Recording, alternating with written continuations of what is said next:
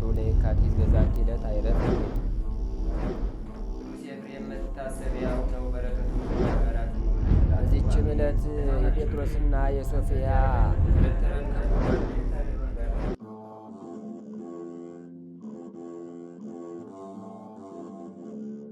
በስመ አብ ወወልድ ወመንፈስ ቅዱስ አሐዱ አምላክ አመ ዕስራ ወሰሉሱ ለኅዳር በዛቲ ዕለት አይረፈ ቅዱስ ቆርኔሌዎስ ጻድቅ ኀቤ ምት።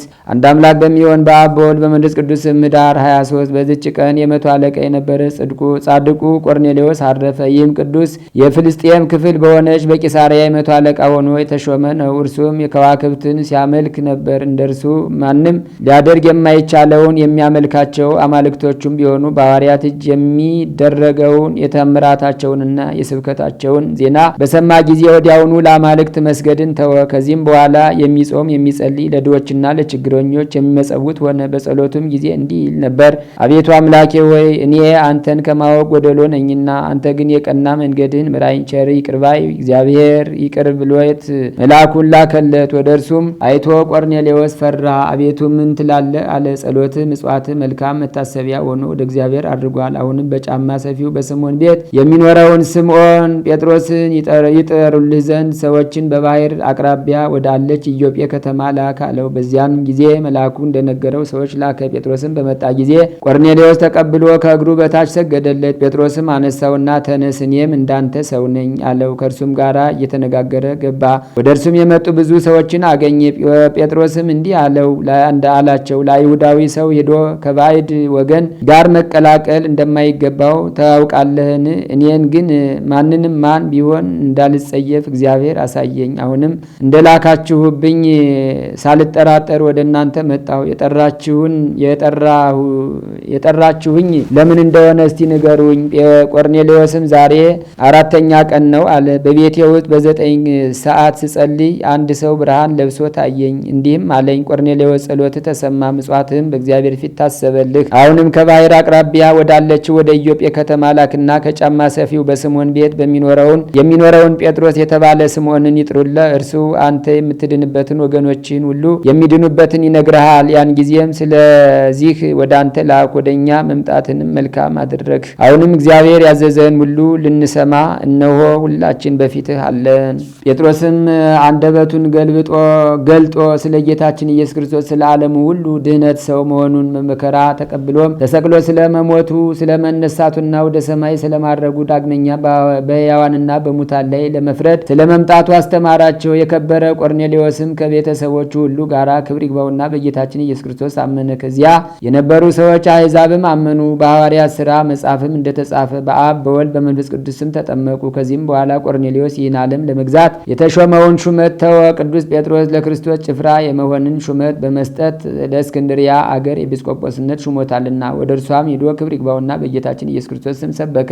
ጣዖታትንም ለሚያመልኩ ስህተት መሆኑን ገለጠላቸው። ልባቸውንም እግዚአብሔርን በማወቅ ብሩህ አደረገላቸው። በፊታቸውም ታምራትን አደረገ። ብዙዎችም አምነው ተጠመቁ። ከእነርሱም በኋላ መኮንኑ ደሜጥሮስን አጠመቀው። እግዚአብሔርንም አገልግሎ በሰላም አረፈ። ለእግዚአብሔር ምስጋና ይሁን፣ በረከቱም ከእኛ ጋር ትኑር ለዘላለሙ። ሰላም ለከ ብእሲ አዲስ መርአ ቆርኔሌዎስ ዋሕድ እምነ አርዲት ሰብአ አቤከ ከመአስተብቁ ይጠይቅ አርአያከ ወአምሳሊከ ህዋ ኬንያ ስእልከ መዊቶ ተንሥአ። በዚችም ዕለት ዳግመኛ የስሙ ትርጓሜ እግዚአብሔር አገልጋይ የሆነ የነቢይ አብድዩ የዕረፍቱ መታሰቢያ ነው። ይህም ቅዱስ ከጠፍ በረሃ አቅራቢያ ካለች ሱሳም በምትባል አገር ካሉ ሰዎች ወገን ነው። ለነቢይ ኤልያስም ደቀ መዝሙሩ ሆኖ ብዙ መከራን በእርሱ ላይ የመጣውን ታግሶ ከመከራውን በትዕግስቱ ዳነ። ይህም ኤልያስን የተለማመጠና ኤልያስም አዝኖለት አብሮት ወደ ንጉሥ አክዓብ የሄደለት 3ኛው የ50 አለቃ ነው። ከዚህ በኋላ ምድራዊ ንጉሥን ማገልገል ትቶ ነቢይን ሆነ። የትንቢቱንም ወራት አድርሶ በሰላም አረፈ።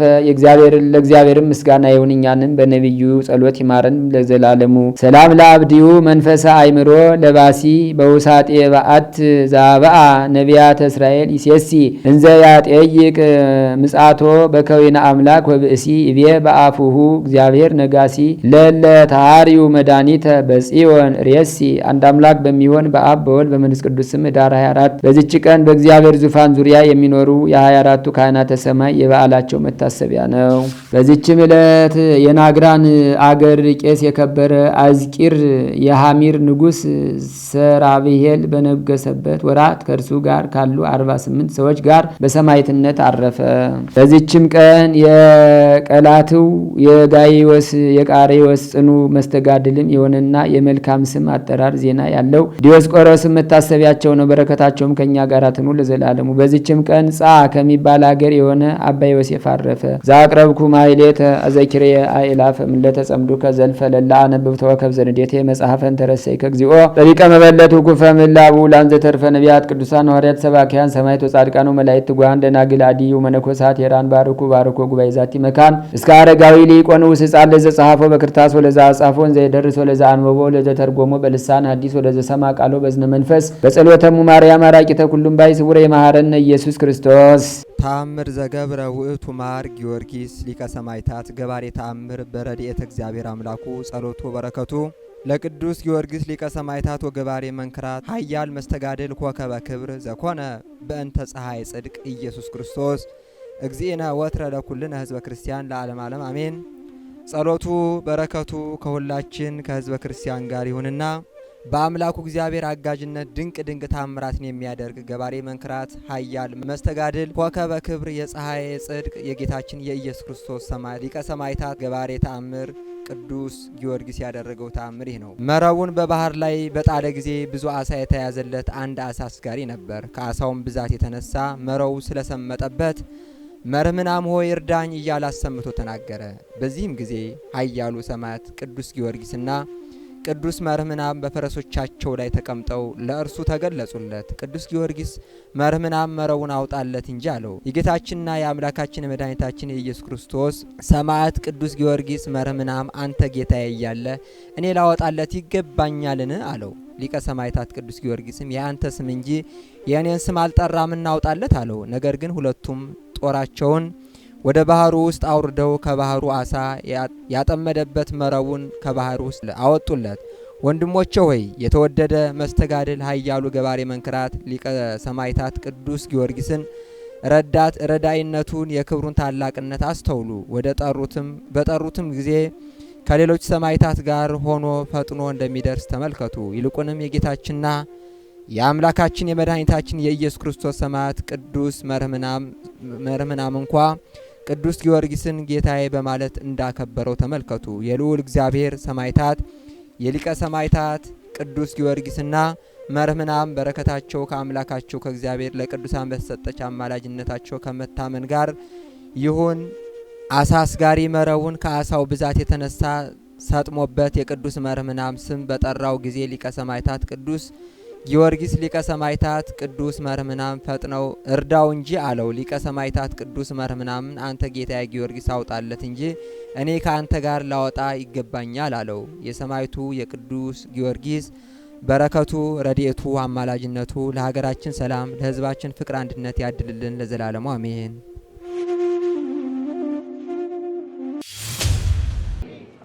ዘመን የሚሰጠን ለፍሬ ነው። አለበለዛማ ምድሪቱን እንዳታጎሳቁል ቁረጣት ይባላል እኮ። ፍሬ ካላፈራን ተክለ ሃይማኖት የኖረባትን ምድር ለምን ያጎሳቁላል? ቁረጠው። ቅድስት ክርስቶስ ሰምራ አሳ በወዷ እስኪመላለስ 12 ዓመት ቁማ የጸለየችበትን ምድር ለምን ያጎሳቁላል? ቁረጠው ይላል እግዚአብሔር። እና አባ ዘጊዮርጊስ ዘጋስጫና ቅዱስ ያሬድ በድርሰታቸው ያስጌጧትን ምድር ለምን ያጎሳቁላል? ተክለ ሃይማኖት 7 ዓመት ቁሞ የጸለየባትን ምድር፣ ገብረ መንፈስ ቅዱስ 100 ዓመት ተዘግዝቆ የጸለየባትን ምድር ለምን ያጎሳቁላል? ቁረጠው። ያሬድ በዝማሬው ያሸበረቃትን ምድር ለምን ያጎሳቁላል? ቁረጠው ይላል እግዚአብሔር። ግብረ ሰዶማዊ ልምምድ የሚደረግባት ምድር ጎስቁላለች። በስጋዬ ይቀስፈኛል በነፍሴ ይፈርድብኛል ብለው ማያስቡ ሰዎች የተፈጠሩባት ምድር ጎስቁላለች። ኃጢአት እንደ ጽድቅ ነውር እንደ ቅድስና የተቆጠረባት ምድር ጎስቁላለች። ሰው ከክብሩ የወረደባት ምድር፣ እንስሳትን የመሰለባት ምድር፣ ከባህል ከወግ ያፈነገጡ ከእሴት ያፈነገጡ ከሞራል ልዕልና የወረዱ ልቅነትን እየተለማመዱ ያሉ ሰዎች የተፈጠሩባት ምድር ጎስቁላለች።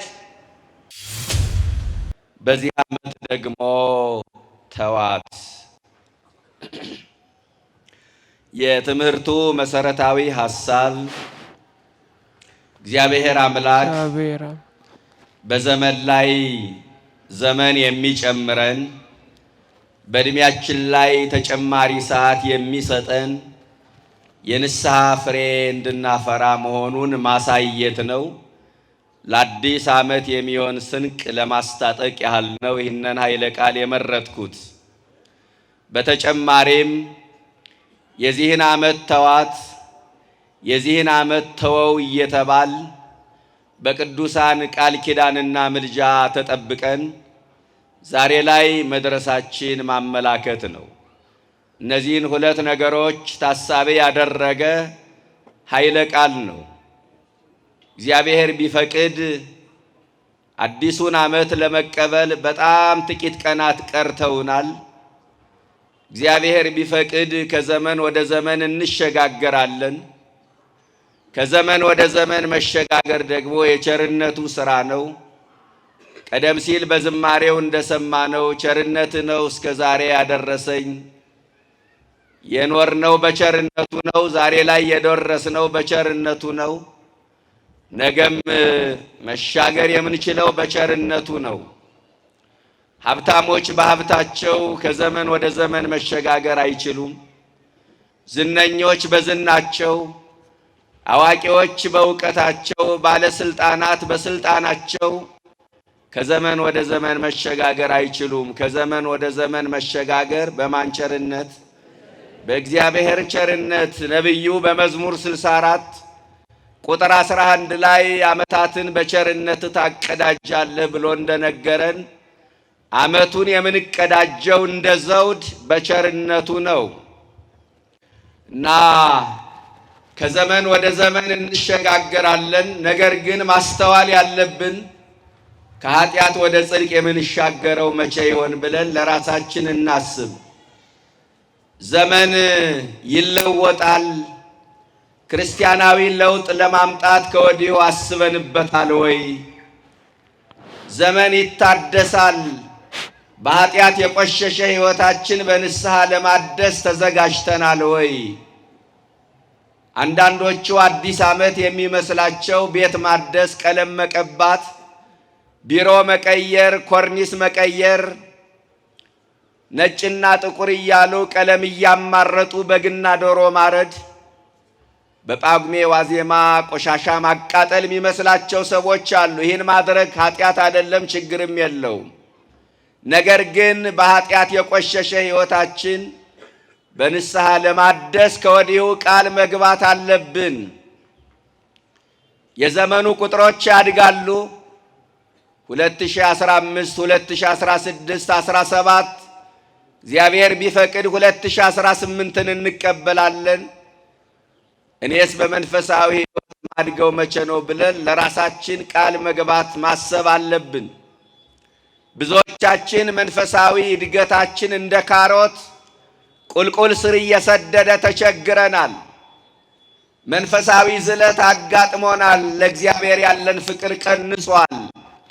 የጀመርነውን መንፈሳዊ ጉዞ አቋርጠናል።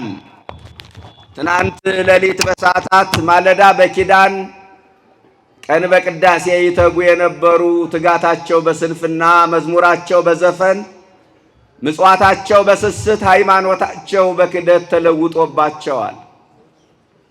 ትናንት ነጋ ለጸሎት መሸ ለስብከት ይሮጡ የነበሩ እግሮች ዛሬ ዝለዋል። ትናንት አመስግነው ማይጠግቡ አንደበቶች ዛሬ ስልቾች ሆነዋል። ትናንት ዘምረው ማይወጣላቸው አንደበቶች ዛሬ ዲያብሎስ በቀመረላቸው የዝሙት ዜማ አቅላቸውን ስተዋል። ትናንት ሌሎችን በጸሎት ይረዱ የነበሩ እነዚያ ትጉሆች ዛሬ ለራሳቸው መሆን አቅቷቸዋል። ትናንትና ሰይጣንን በስግደት ያደቀቁ ጉልበቶች ዛሬ ልምሾች ሆነዋል። ጽናት ጎሎናል ብዙዎቻችን። ጽናት ከማጣት ወደ ኋላ ከመመለስ በመንፈሳዊ ሕይወት ከመዛል መድኃኔዓለም ሁላችንን የሚሰውረን። የዚህን ዓመት ተዋት የዚህን ዓመት ተወው የምንባለው ዘመን እንዲጨመርልን ተፈልጎ ነው። ዘመን የሚጨመርልን ደግሞ የንስሐ ፍሬ እንድናፈራ ነው። ይህን ያህል ለመግቢያ ካልኩኝ እስቲ የወንጌሉን ጭብጥ ሐሳብ እንመልከት። የሉቃስ ወንጌል ምዕራፍ 13 ከቁጥር 6 ጀምሮ እንደዚህ ይላል። ወመሰለ ሎሙ አሐዱ ብሲ በለስ ቦቱ ውስተ አጸደ ወይኑ። ለአንድ ሰው በወይኑ ቦታ የተተከለች በለስ ነበረችው ይላል። በምሳሌ አለ ብሎ ነው የሚጀምረው። የጌታ ትምህርት ምሳሌ ይበዛበታል። በምሳሌ ያስተማረበት ጊዜ አለ፣ ያለ ምሳሌ ያስተማረበት ጊዜ አለ። በምሳሌ ካስተማራቸው ትምህርቶች መካከል አንዱ የክፍለ ምዕራፍ ነው። በምሳሌ አለ ለአንድ ሰው በወይኑ ቦታ ላይ የተተከለች በለስ ነበረችው ይላል ምሳሌው ሲጀምር። የሆነ ወቅት ላይ መሬቱ ወይን ሲለቀምበት ቆይቷል። አሁን ደግሞ በለስ ብተክለው የተሻለ ፍሬ ያፈራል ብሎ ስላሰበ በወይኑ ቦታ ላይ በለስ ተከለበት ይላል። ለወይን የሚስማማ ቦታ አለ፣ ለበለስ የሚስማማ ቦታ አለ፣ ለጤፍ፣ ለስንዴ፣ ለሩዝ የሚስማማ ቦታ አለ። የሚስማማ ቦታ መሆኑን ካጠናና ካስጠና በኋላ በወይኑ ቦታ ላይ በለስ ተከለበት። በለሱን ተክሎ ዝም አላለም። ብልህ ገበሬ ነው። አጥር አጠረለት፣ ቅጥር ቀጠረለት፣ ጠባቂ መደበለት። አሁን ለበለሱ የሚያስፈልገው ነገር ተሟልቶለታል። የሚጠበቀው ፍሬ ማፍራት ብቻ ነው። በዓመቱ መጨረሻ ገበሬው ፍሬ ያገኛለሁ ብሎ ወደ በለሱ መጣ።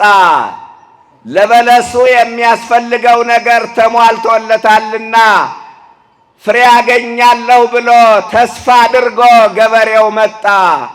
ነገር ግን ከቅጠል በስተቀር ፍሬ አላገኘባትም ይላል። ሁለተኛውን ዓመት ተስፋ አድርጎ ወደ ቤቱ ተመለሰ። በሁለተኛውም ዓመት በዓመቱ መጨረሻ ልክ እንደዚህ አሁን የዓመቱ መጨረሻ ላይ ነው ያለነው። በዓመቱ መጨረሻ መጣ። አሁንም ከቅጠል በስተቀር ፍሬ አላገኘባትም። ችግሩ ያለው ምኑ ጋ ነው? በለሱ ጋ ነው ወይስ ሰራተኛው ጋ ነው? በለሱ ጋ ነው። ሰራተኛውማ ድርሻውን እየተወጣ ነው። ዋጋ እየከፈለ ነው። ያርመዋል፣ ይኮተኩተዋል፣ ውሃ ያጠጣዋል፣ ፍግ ያፈስበታል፣ ዙሪያውን ይኮተኩተዋል። የጎደለው አንዳችም ነገር የለም። ሰራተኛው አትክልተኛው ድርሻውን ተወጧል። ችግሩ ያለው በለሱ ጋ ነው። እና አሁንም ሦስተኛውን ዓመት ተስፋ አድርጎ ገበሬው ወደ ቤቱ መጣ። በሦስተኛው ዓመት በዓመቱ መጨረሻ አምና በለሴ ፍሬ አላፈራም፣ ታቻ ምናም ፍሬ አላፈራም፣ ዘንድሮማ እጥፍ አፍርቶ ይሆናል ብሎ እርግጠኛ ሆኖ ደረቱን ነፍቶ ልቡን ሞልቶ ወደ በለሱ መጣ።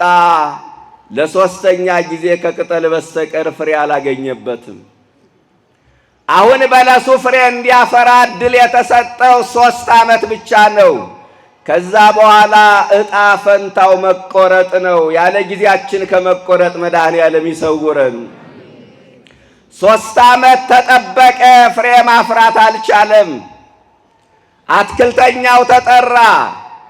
ፍሬ ያገኛለሁ ብዬ ስመጣ እነሆ ለ3ኛ ጊዜ ነው።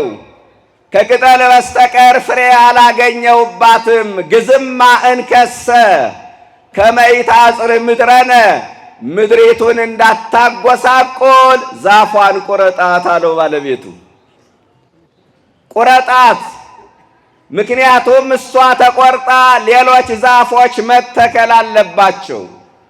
የሌሎችን ዛፎች ምግቦች እየተሻማሽ ነው ቁረጣት ሲለው፣ ሰራተኛው የሰጠው መልስ ግን ይገርማል። በዚህ ዓመት ደግሞ ምን በላት ተዋት፣ ምናልባት ለከርሞው ፍሬ ብታፈራ ደህና ነው፣ አለበለዛ ግን ትቆርጣታለህ። እባክህ በዚህ ዓመት ተዋት። ሰራተኛ አድር እየተባለውን ነው የሚያደርግ። ቁረስ ሲባል መቁረጥ ነው። ትከል ሲባል መትከል ነው። ንቀል ሲባል መንቀል ነው። ሌላ ምን አቅም አለው? ይሄ አትክልተኛ ግን እባክህ በዚህ ዓመት ተዋት ብሎ ተማይጽኖ አቀረበ። እኔ የሰራተኛው አይደለም የሚገርመኝ፣ እኔ የሰራተኛው የአትክልተኛው ልመና አይደለም የሚገርመኝ፣ የበለሱ ባለቤት ቸርነት ነው። እብሪተኛ አይደለም። ምን አገባህ? ምን ጥልቅ አደረገ? ፈራጅ አድርጎ የሾመህ ማን ነው?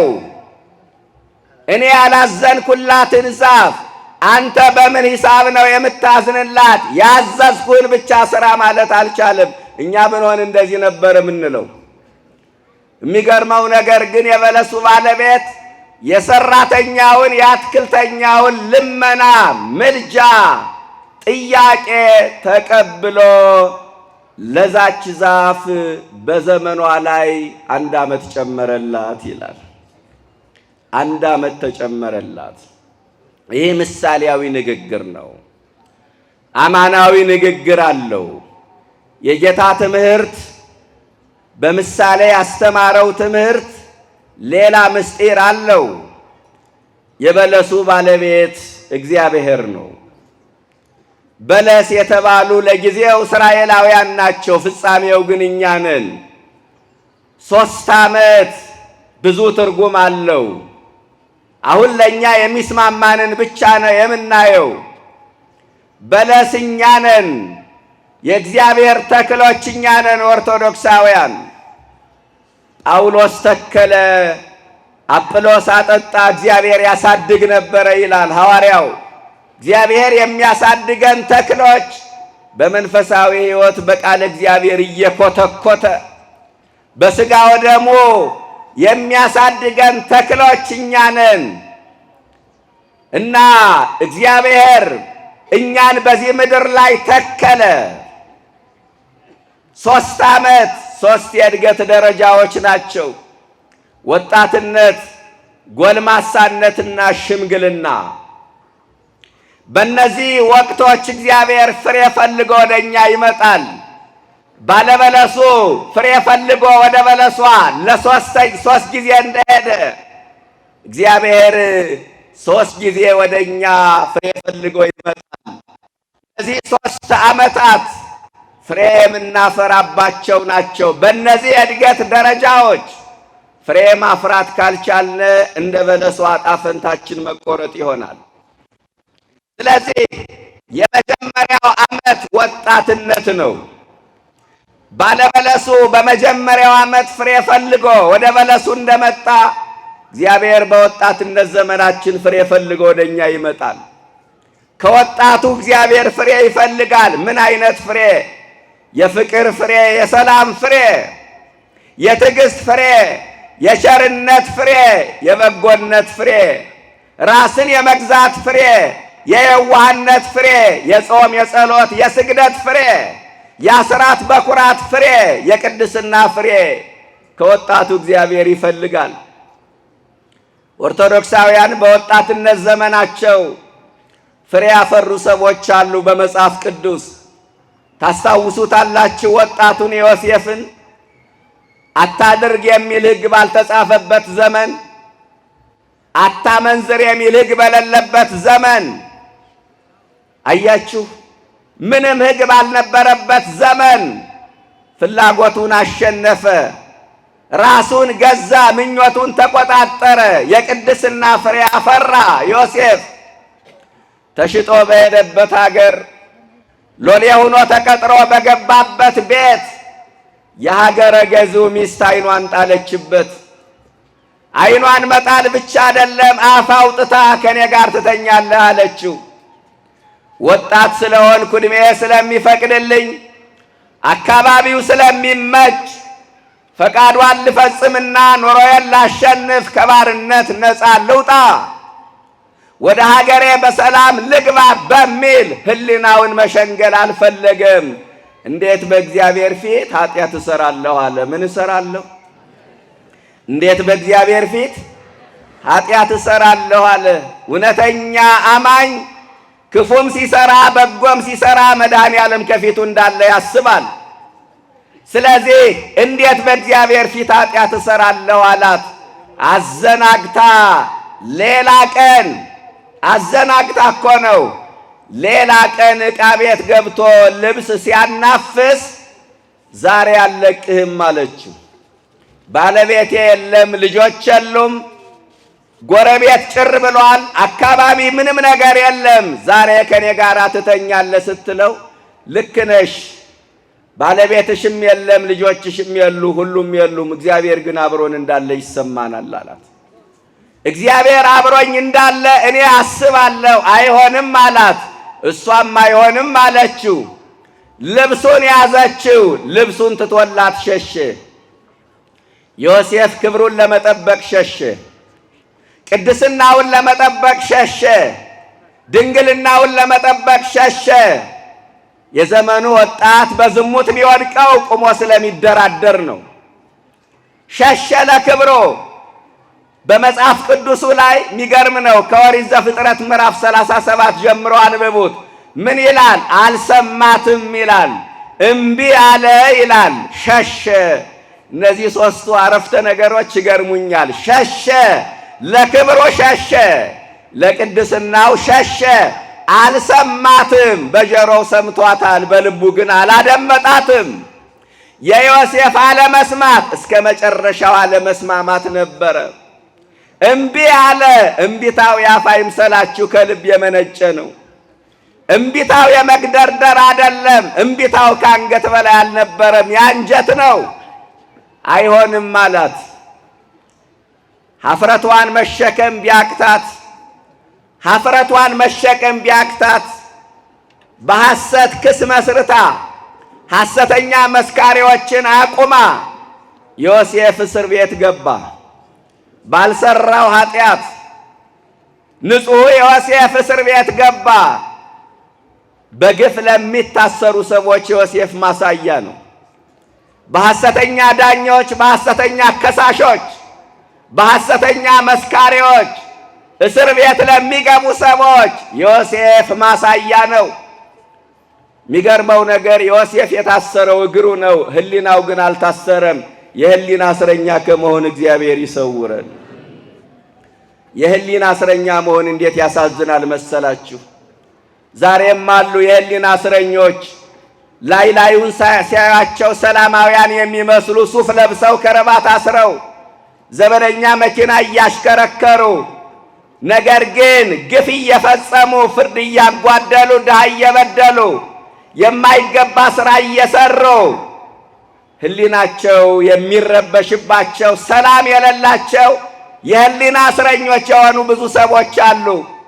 የሕሊና እስረኛ መሆን ከባድ ነው። ዮሴፍ ሕግ ባልተጻፈበት ዘመን በወጣትነት ዘመኑ የቅድስና ፍሬ አፈራ እያልኳችሁ ነው። እግዚአብሔር ከወጣቱ የቅድስና ፍሬ ይፈልጋል። ሰማዕቱ ቅዱስ ጊዮርጊስ ዛሬ መታሰቢያውን የምናደርግለት ወጣቱ ሰማዕት የ20 ዓመቱ ወጣት በወጣትነት ዘመኑ ነው ቅድስናን ያፈራ፣ የተጋድሎ ፍሬ ያፈራ፣ የክብር ፍሬ ያፈራ፣ የሰማዕትነት ፍሬ ያፈራ። ወሶቢሃ ነደት ልቡ በፍቅር አምላካዊት ይላል ገድሉ። በአምላኩ ፍቅር ልቡ ተቃጠለ። በማን ፍቅር? የእኛ ልብ የሚቃጠለው አበድኩልሽ ሞትኩልሽ በሚል የዓለም ፍቅር ነው። ዓለም ፍቅር ፍቅር የምትለው ከፍቶት ጋር የተያያዘውን እንስሳዊ ተግባር ነው። ሰማዕቱ ግን በክርስቶስ ፍቅር ተቃጠለ። መሪ ቃሉ መንፈሳዊ መፈክሩ ከጌታ ፍቅር ማን ይለየኛል የሚል ነበረ። አያችሁ፣ ተቃጠለ በአምላኩ ፍቅር ቅዱስ ጊዮርጊስ እና በወጣትነት ዘመኑ ሰማዕቱ የተጋድሎ ፍሬ አፈራ፣ ራሱን ለእግዚአብሔር አስማረከ እያልኳችሁ ነው። እስካሁን ወንዶች ጋር ነበርኩ። ወደ እናቶች ወደ እህቶች እስኪ ልምጣ። በወጣትነት ዘመኗ የቅድስና የድንግልና ፍሬ አፈራች ታላቋ ሰማዕት ቅድስት አርሴማን አስታውሱ። ቅድስት አርሴማ በጣም ይገርማል። በወጣትነት ዘመኗ ራሷን ለእግዚአብሔር ያስማረከች ሰማዕት ነች። እና ቅድስት አርሴማ ውበቷ የሚደንቅ ውበት ስለነበራት የሴትነት ጥያቄ ከቀን ወደ ቀን እየጨመረ መጣ። ፈተናው ሲበዛባት ተወልዳ ያደገችበትን ከተማ ለቃ ከእናት ከአባቷ ተለይታ ወደ ሌላ ከተማ ተሰደደች። በዛም የፈራችው ፈተና ደረሰባት። የሚገርመው ነገር ፈተናው ተመሳሳይ ነው፣ ፈታኞቹ ተመሳሳይ ናቸው። ፈተናው የሴትነት ጥያቄ ነው፣ ፈታኞቹ ደግሞ ነገሥታት ናቸው። በከተማው በዛን ሀገር የነበረው ንጉሥ ለቅድስት አርሴማ የሴትነት ጥያቄ ያውም ላግባሽ ብሎ ነው ጥያቄ ያቀረበላት፣ ግን አይሆንም አለችው። ይገርማል። ንጉሥ እኮ ነው የጠየቃት። ዛሬ መኪና የያዘ ሰው ልባቸውን የሚያሸፍታቸው ስንት ሰዎች አሉ። ንጉሥ ነው የጠየቃት። ንጉሥ ካገኘው ቤተ መንግሥት ከገባሁ የተደላደለ ኑሮ መምራት ከጀመርኩ ምን ይሰራልኛል አላለችም። ሃይማኖቷን አስቀደመች። ሃይማኖት በቁስ አይለካም። ሃይማኖት በገንዘብ አይተመንም። ኦርቶዶክሳውያን ሁሉም ነገር ከሃይማኖት በታች ነው። ትዳራችሁም ይሁን ልጆቻችሁም ይሁኑ ቁሳዊው ነገር ሁሉ ከሃይማኖት በታች ነው። እባካችሁ ከሃይማኖታችን በላይ የምናስቀድመው ነገር ካለ እርሱ ጣዖት ነው።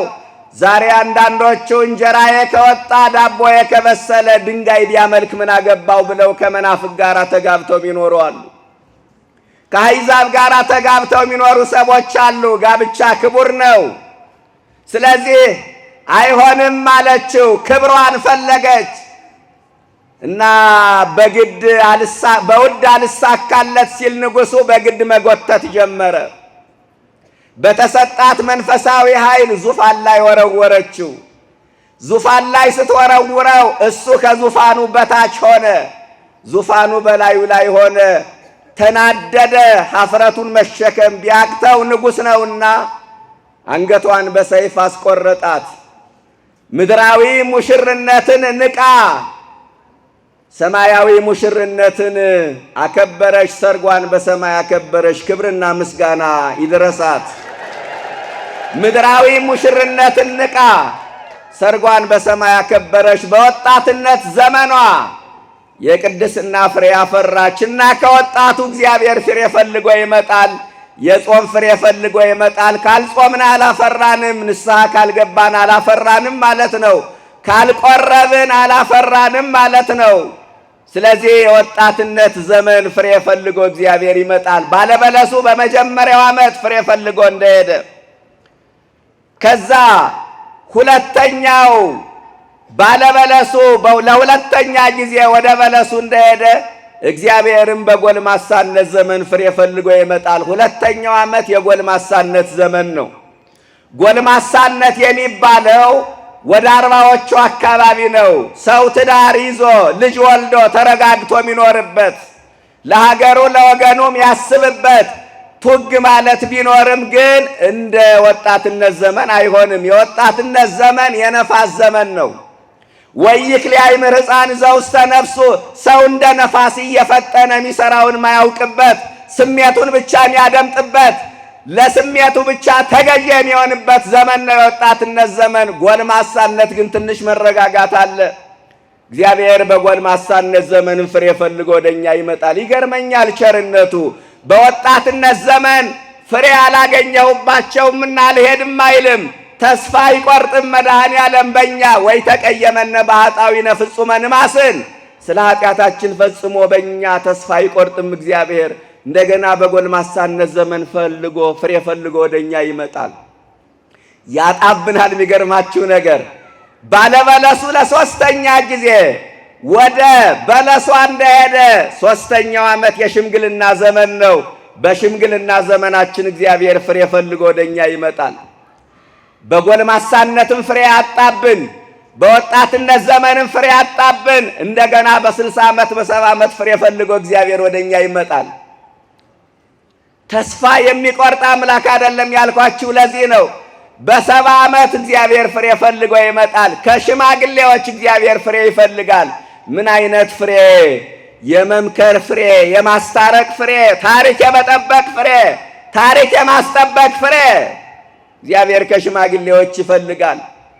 አንዳንዶቹ በማጣላት ፈንታ ግን በማስታረቅ ፈንታ የሚያጣሉ ናቸው።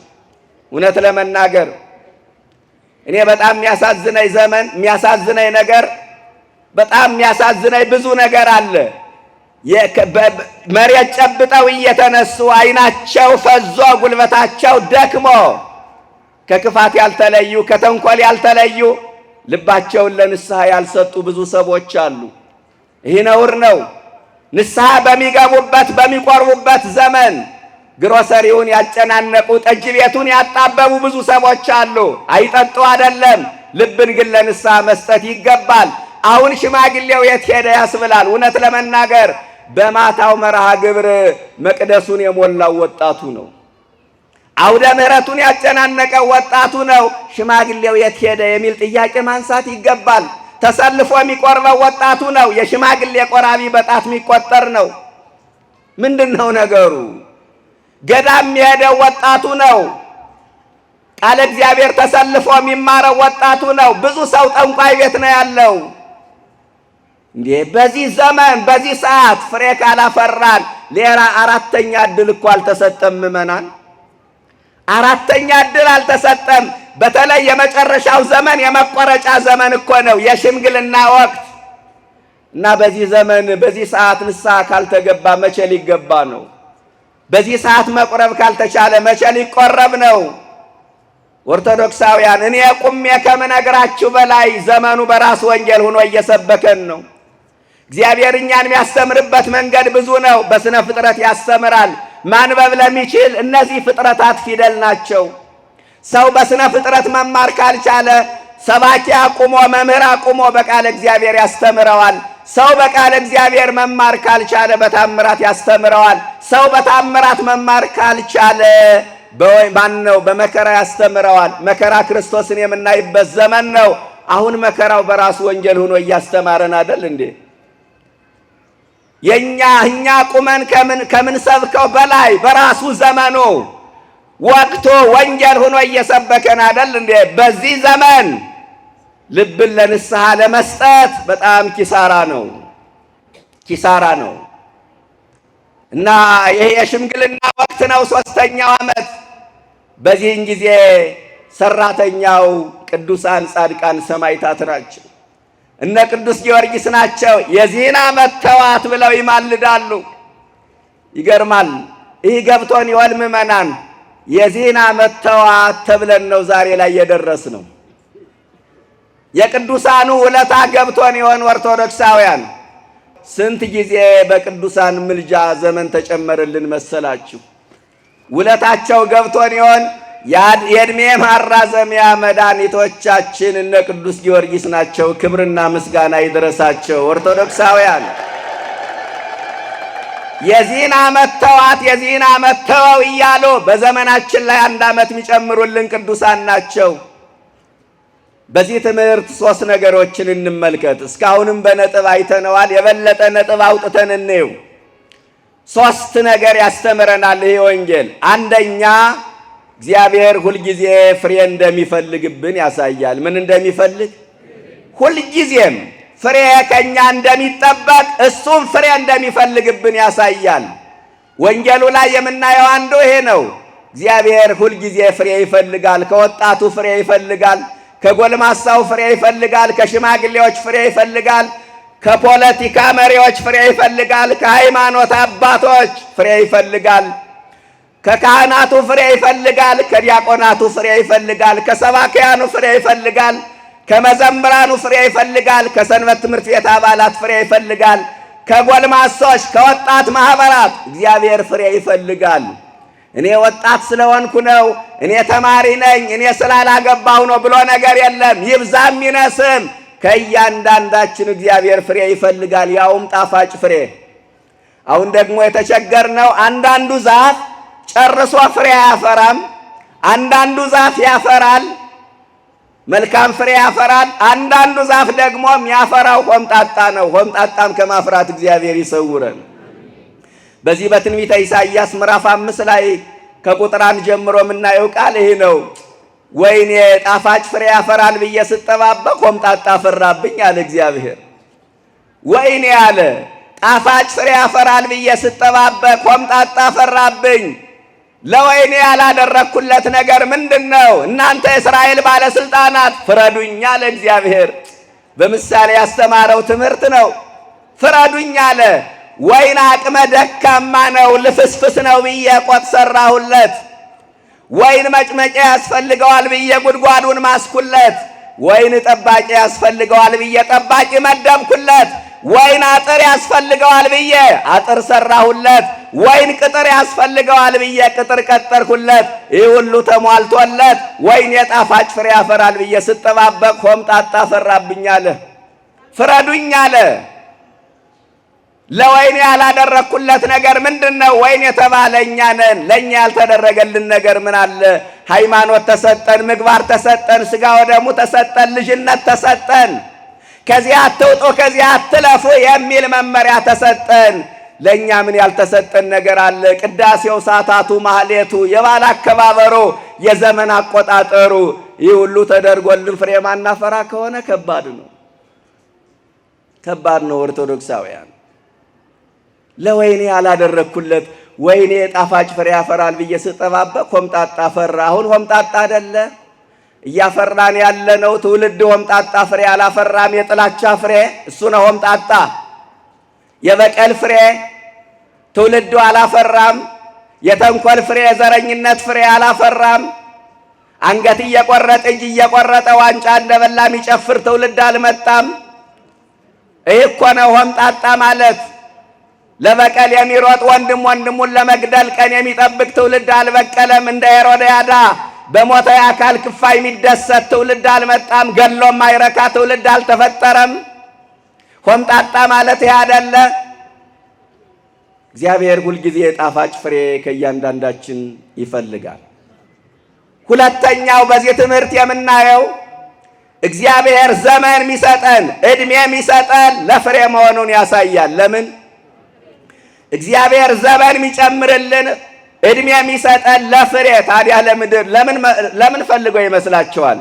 ለምን ፈልጎ? ምድሪቱ ባዶ እንዳትሆን ፈልጎ። የሚያመሰግነው አጥቶ አይምሰላችሁ፣ አይምሰላችሁ። ምስጋና የባህሪ ገንዘቡ ነው። እምቅድመ ይፍጥር መላእክተ ይተጸራ ስብሐተ አብ ወወልድ ወመንፈስ ቅዱስ። እኛ ባናመሰግነው ምስጋና የባህሪ ገንዘቡ ነው። ታዲያ ለምንድን ነው ካላችሁ፣ ፍሬ እንድናፈራ ፈልጎ ነው ዘመን የሚሰጠን። ዕድሜ የሚሰጠን ለፍሬ ነው። አለበለዛ ስለዚህ በተሰጠን ዘመን እንወቅበት። ኦርቶዶክሳውያን በጊዜያችን እንጠቀምበት። ዕድሜ ብድር ነው። ብድር አያኮራም፣ ብድር አያመጻድቅም። የተበደረ ሰው ብድሩን ለተበደረበት ዓላማ ያውለዋል እንጂ አያባክነውም። ክርስቲያን የተሰጠውን ዕድሜ ለኃጢአት የሚያውለው ከሆነ ዕድሜ አባካኝ ይባላል። ዕድሜያችን በከንቱ እንዳናባክን መድኃኔዓለም ይርዳን። ዘመን የሚሰጠን ለፍሬ ነው። አለበለዛማ ምድሪቱን እንዳታጎሳቁል ቁረጣት ይባላል እኮ ፍሬ ካላፈራን። ተክለ ሃይማኖት የኖረባትን ምድር ለምን ያጎሳቁላል? ቁረጠው። ቅድስት ክርስቶስ ሰምራ አሳ በሆዷ እስኪመላለስ 12 ዓመት ቁማ የጸለየችበትን ምድር ለምን ያጎሳቁላል? ቁረጠው ይላል እግዚአብሔር። እና አባ ዘጊዮርጊስ ዘጋስጫና ቅዱስ ያሬድ በድርሰታቸው ያስጌጧትን ምድር ለምን ያጎሳቁላል? ተክለ ሃይማኖት 7 ዓመት ቁሞ የጸለየባትን ምድር፣ ገብረ መንፈስ ቅዱስ 100 ዓመት ተዘግዝቆ የጸለየባትን ምድር ለምን ያጎሳቁላል? ቁረጠው። ያሬድ በዝማሬው ያሸበረቃትን ምድር ለምን ያጎሳቁላል? ቁረጠው ይላል እግዚአብሔር። ፍሬ ካላፈራን ይሄ ነው የሚገጥመን ዕጣ ፈንታችን። አሁን ምድሪቱ አልጎሰቆለችም፣ በሕፃናት ደም አልጎሰቆለችም። ዳቦ በልተው ወርቀው ያልጠገቡ ሕፃናት ለአሞራ ምሳ ለጅብ ራት የሆኑባት ምድር ጎስቁላለች። ግብረ ሰዶማዊ ልምምድ የሚደረግባት ምድር ጎስቁላለች። በሥጋዬ ይቀስፈኛል በነፍሴ ይፈርድብኛል ብለው ማያስቡ ሰዎች የተፈጠሩባት ምድር ጎስቁላለች። ኃጢአት እንደ ጽድቅ፣ ነውር እንደ ቅድስና የተቆጠረባት ምድር ጎስቁላለች። ሰው ከክብሩ የወረደባት ምድር፣ እንስሳትን የመሰለባት ምድር፣ ከባህል ከወግ ያፈነገጡ፣ ከእሴት ያፈነገጡ፣ ከሞራል ልዕልና የወረዱ፣ ልቅነትን እየተለማመዱ ያሉ ሰዎች የተፈጠሩባት ምድር ጎስቁላለች። በብዙ መንገድ ጎስቆላለች ምድር እኮ እናንተ፣ በብዙ መንገድ ጎስቆላለች። ያ የኖህን ዘመን ታስታውሱታላችሁ? በኖህ ዘመን የተሰራው ኃጢአት በዚህ ዘመን እየተሰራ ነው። ሰው ያልሰራውት ኃጢአት ምንድነው እያለ የሚረክስባት ምድር ጎስቆላለች። እና እግዚአብሔር ምድሪቱን እያጎሳቆለ ነው። ቁረጠው ይላል። ፍሬ ካላፈራን በተሰጠን ዘመን ዕጣ ፈንታችን ቁረጠው መባል ነው። ዘመን የሚጨምርልን ለፍሬ ነው። እድሜያችን በከንቱ እንዳናባክን መድኃኔዓለም ይርዳን። አምላካችን ኢየሱስ ክርስቶስ የሰማነውን በዝን ልቡናችን ይጻፍብን፣ ከቅዱሳን ረድኤት በረከት ያሳትፈን፣ ሰላም ቀን ያውለን፣ በዓሉን የበረከት በዓል ያድርግልን። አምላካችን ቅድስት ተዋሕዶ ሃይማኖታችን አስፋልን፣ ምእመናንን በሃይማኖት አበርታልን። የሰላም አምላክ ሰላምን ስጠን። ቀኑን ባርከ ቀድሰ በሰላም አውለን። አቡነ ዘበሰማያት ይትቀደስ ስምከ ትምጻእ መንግሥትከ ወይኩን ፈቃድከ በከመ በሰማይ ከማሁ በምድር ሲሳየነ ዘለለ ዕለትነ ሀበነ ዮም ወኅድግ ለነ አበሳነ ወጌጋየነ ከመ ንሕነኒ ንኅድግ ለዘአበሰ ለነ ኢታብአነ እግዚኦ ውስተ መንሱት አላ አድኅነነ ወባልሐነ እምኩሉ እኩይ እስመ ዚአከ ይእቲ መንግሥት ኃይል ወስብሐት ለዓለመ ዓለም። በሰላመ ቅዱስ ገብርኤል መልአክ ኦ እግዝእትየ ማርያም ሰላም ለኪ ድንግል በሕሊናኪ ወድንግል በሥጋኪ እመእግዚአብሔር ጸባኦት ሰላም ለኪ ቡሩክት አንቲ እምአንስት ወቡሩክ ፍሬ ከርሥኪ ተፈሥሒ ፍሥሕት ኦ ምልዕተ ጸጋ እግዚአብሔር ምስሌኪ ሰአሊ ወጸልይ ምህረታ በፍቅር ወልኪ ኢየሱስ ክርስቶስ ከመ ይስራይ ለነ ኃጣውኢነ ተማኅፀነ ብኪ ኦ ተወካፌ ንስሐ ወሰራይ ኃጢአት ኢየሱስ ክርስቶስ ስረይ ኃጢአትየ ወኃጢአተ ኩሉ ሕዝብ ከማይሠራ ኃጢአት እግዚአብሔር ይፍታ። ንቁ ሚዲያ ለተመልካቾቹ ከሚያደርሳቸው ዕለታዊ ሳምንታዊና ወርሃዊ ዝግጅቶች መካከል የየዕለቱን ስንክሳር ወርሃዊና ዓመታዊ የቅዱሳን ገላትና ድርሳናትን በኢትዮ ማህበር የዩቲዩብ ቻናል ያቀርባል። የየዕለቱን ስንክሳር ባሉበት ሆነው በማድመጥ እንዲሁም ወርሃዊና ዓመታዊ የቅዱሳንን ዜና ሕይወታቸውን በማድመጥ ከቅዱሳኑ በረከትና ረድኤት እንዲያገኙ ንቁ ሚዲያ የሁል ጊዜ ምኞቱ ነው። በየዕለቱ የሚለቀቁ ዜና ቅዱሳንን ላይክ፣ ሼር እና ሰብስክራይብ በማድረግ አገልግሎቱን ይደግፉ። ንቁ ሚዲያ ርቱ የቤተ ክርስቲያን ልሳን